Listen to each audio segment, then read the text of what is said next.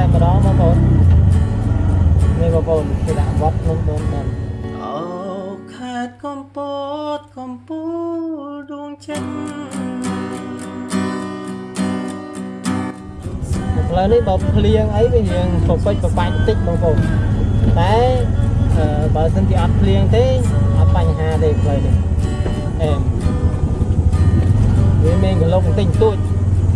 ប៉ុន្តែវាមិនជាបញ្ហាសម្រាប់កង់3យើងកាំងត្រជាងប្រៀបបានសំដី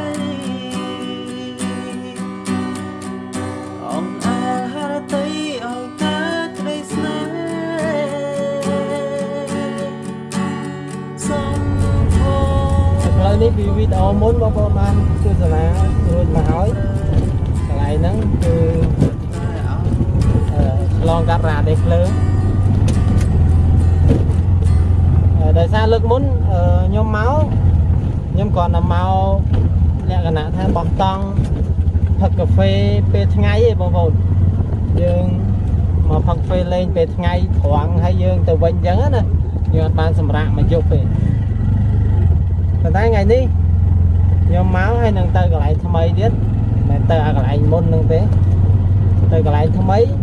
រួចហើយយើងបោះតង់រៀបតង់ធ្វើស៊ុបមីដើម្បីធ្វើម្ហូបងាយហ្នឹងបន្ទាប់មកយើងបោះតង់សម្រាប់នៅក្នុងព្រៃហ្នឹងមកយប់បើឃ្លាតទាំងស្រមៃនាំក្តីអាល័យទុកភ័យផ្ដេកផ្ដិតព្រោះជារឿងកម្មប្រចាំជីវិតទុំពោដួងចិត្តអានខ្ញុំនេះយើងទៅផ្លូវនេះម្ដងតែមុនយើងទៅខាងស្នាមដៃបងប្អូនឥឡូវយើងមកឆ្វេងម្ដង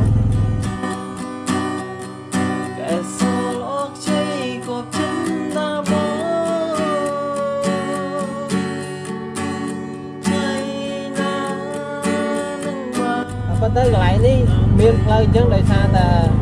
នៅខាងមុខគេកាយដីភ្នំណាបងប្អូនដល់ពេលអញ្ចឹងទៅឡានទឹកដីបើកចូលទៅយ៉ាហើយដល់ពេលឡានទឹកដីបើកចូលអញ្ចឹងទៅក៏